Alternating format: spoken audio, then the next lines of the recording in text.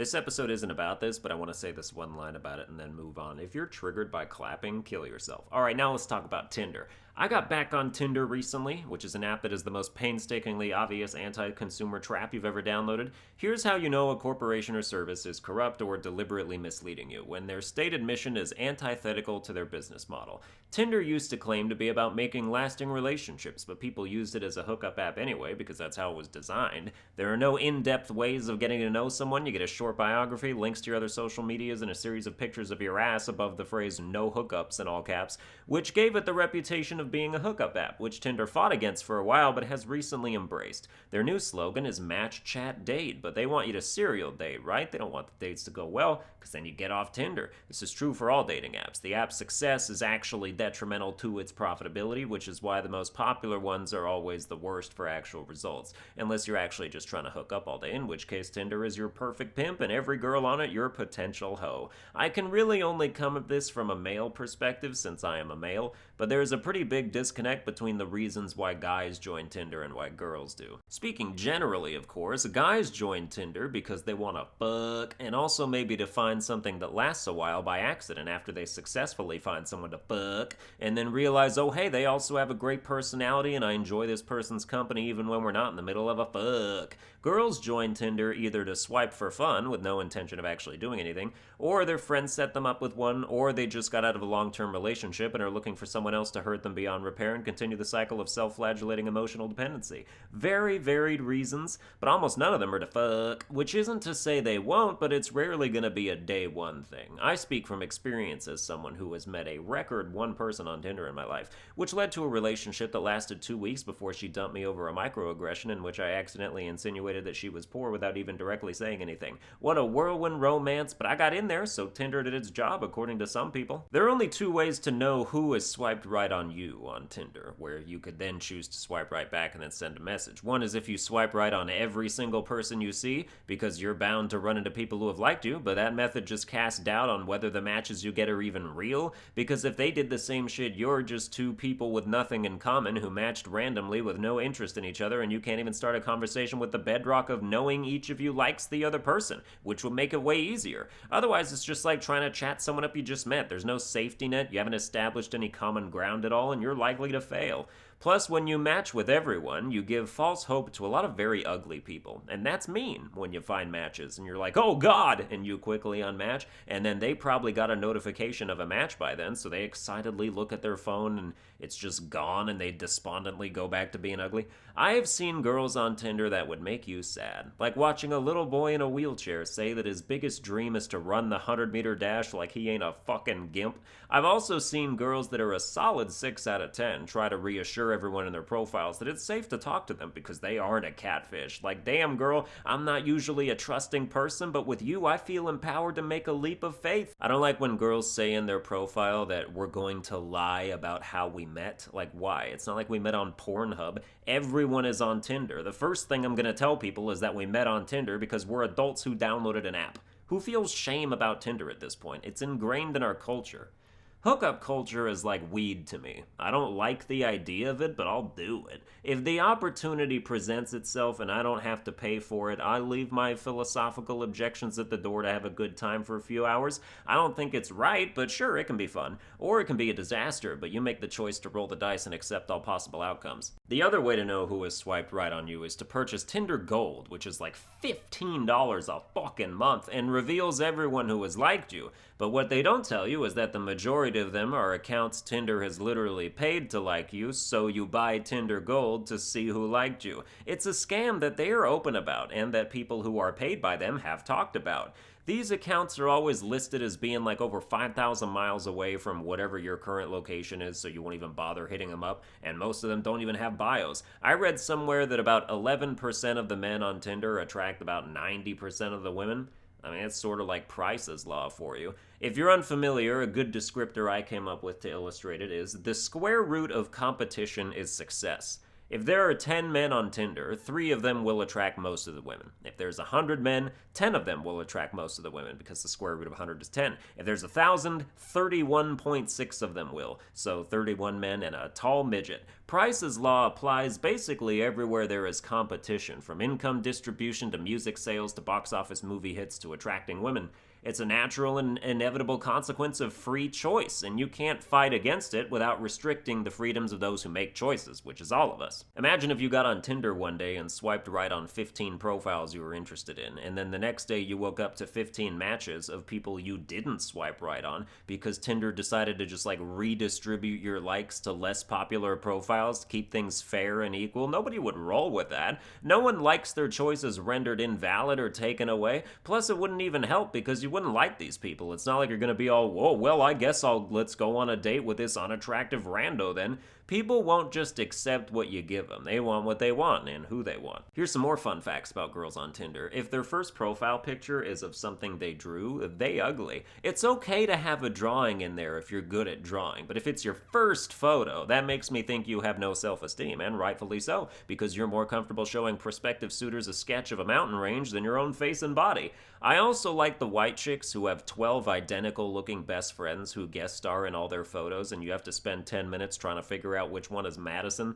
I make fun of a lot of girls on dating apps, but my profile was recently torn apart by somebody close to me, and many changes were suggested, or demanded rather, so my ego was shattered, so I get it. It's hard to properly create a microcosm of yourself in digital picture book form that accurately represents who you are. It's also hard to know if anything about you is attractive to members of the opposite sex, and sometimes you'll find that the answer to that is not much, or not what you thought. Now, whenever I'm enveloped in every aspect of the single life, I always do Tinder, and then in addition to Tinder, I've got some shared history with OkCupid as well. Now, OkCupid is a dating website and app that is way more in-depth with biographies and trying to learn about people and their interests and who they are, although they still cater to hookup culture because they have to if they want money. They used to be great and super consumer-friendly. You could search for and message anyone you wanted for free, but then they discovered that in order to keep up with Tinder and not shut down, they had to heavily monetize, so they locked a bunch more shit behind an A-list subscription and literally quadrupled the price over the last few years,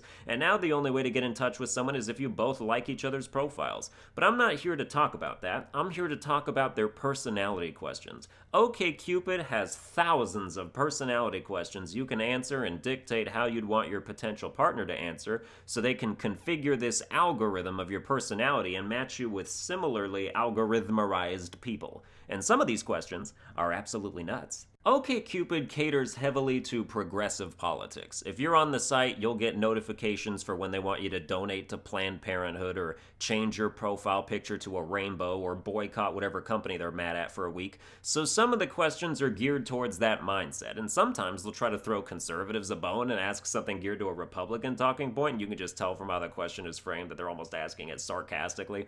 It'll be a question like, do you think families should be separated at the border? And then the possible answers are either, no, that's immoral and wrong, or hell yeah, fuck Mexicans, we should put them in smaller cages. Alright, it's not that extreme, but some of them are really clumsy and you get that vibe from them that they want to just paint one of the answers as obviously the right answer.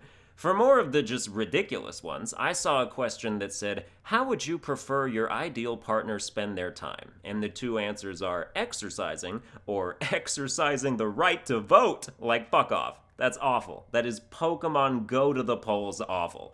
Another question brought up an issue I had never heard of and didn't know was being seriously talked about, and since the first time I saw it was on OkCupid, it probably isn't. But the question was, do you think women should get period leave from work? Nobody can possibly be entertaining this. Alright, let's entertain it. Period leave. Women usually get their periods once a month for 3 to 7 days. I had to Google that because I'm a man and I want to have an informed perspective on this very important issue. That means we're talking period leave for 3 to 7 days a month, every month. The question doesn't mention whether it's paid leave, which if it is, you can fuck right off immediately. People don't get paid to menstruate unless they're doing some horrific performance art. Plus, we all know that women who work together in the same offices sync up their menstrual cycles, which means all your female employees are outie at the same time every month. That's a lot of slots to fill. There's also the issue of women milking their menstrual cycles, a phrase I'm very disturbed I just said, because how do you verify if someone is really on their period when all they have to do to prove it is send you a picture of some ketchup on a tampon and then be a bitch about it? Some periods last for 10 days. Some women don't get periods at all. Female gymnasts are about to be super jealous of their bleeding coworkers when they have to keep working dry while everyone else is out gallivanting around enjoying their vaginal exsanguination. Another great phrase. Be sure to attribute it to me when you use it. You know what companies would do if period leave became a thing?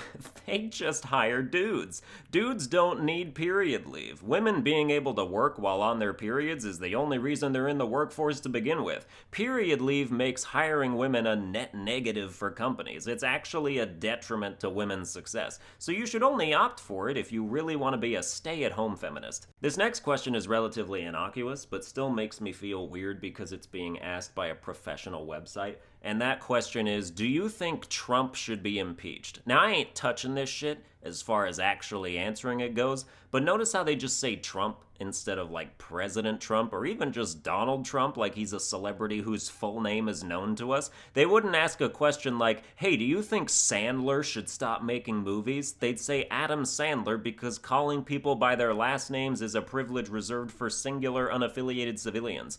Do you think Trump should be impeached is something your friend asks the group after he's been vaping for an hour and wants to ruin everyone's good time. A professional website and by extension corporation just saying Trump instead of referring to him in a professional capacity one might expect from a question that represents the site as a whole and concerns the literal president of the United States just doesn't sit right with me. It feels dirty. Like you don't have to respect the office of the president or the dude currently occupying it, but your business does. Like what the fuck? Even the big corporations who decide to go publicly woke, if they issue some open letter of condemnation to the White House for whatever reason, you expect them to do it professionally. Like they'd say some shit like, we at Nike, or whoever, are a company with values, and we do not feel that the President of the United States, Donald J. Trump, embodies those values, and thus we do not support his decision to call Nike a company of dick lickers who eat jock straps for breakfast, lunch, and dinner and wear pink tutus when we go to bed. We strongly condemn these words, and we implore members of Congress and all other White House staff to push back against Mr. Trump's divisive rhetoric,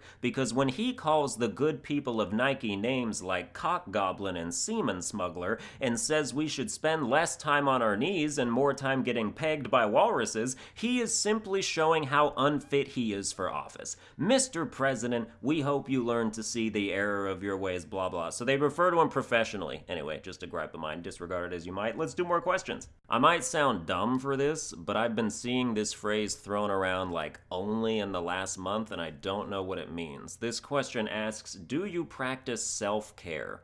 What is that? Is that jerking it? Because I feel like they would just ask if you're jerking it. Is self-care a new rebrand or something? Like, I practice self-care 3 times a day. The veins in my arm are massive, and I've never felt more cared for. Is it literally just taking care of yourself? In which case, anything can be considered that? Like, oh, I ate a banana today to be healthy. I just self-cared. Or is it a self-esteem thing, which would be maybe the saddest of all? I practice self-care today by telling myself I'm not as worthless as my mom says I am. Oh, great, keep that up. I'll check back in a few months to see if I can feel safe talking to you. One of the questions asks, which is bigger, the Earth or the Sun? Who is that dumb? I guess you can pick the Sun and then mark the answer as very important, so you can weed out the people who should be weeded out of the gene pool.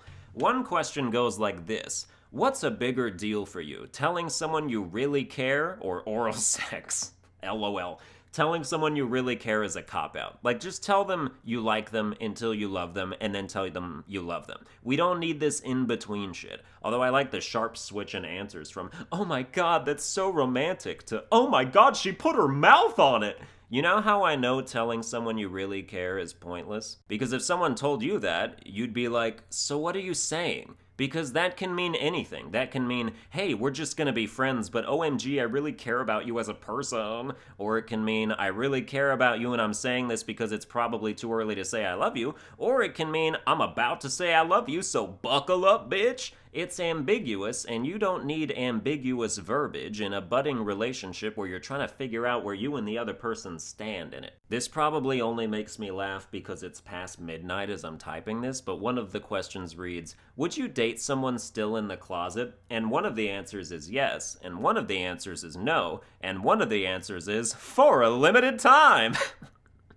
Act now and receive a 30-day money-back guarantee while supplies last, batteries not included. Well, that was fun. That's going to do it for this episode. I hope you enjoyed it. If you did, you can like, share, and subscribe. Follow me on Twitter at Sunburned Albino, and I will see you guys next time.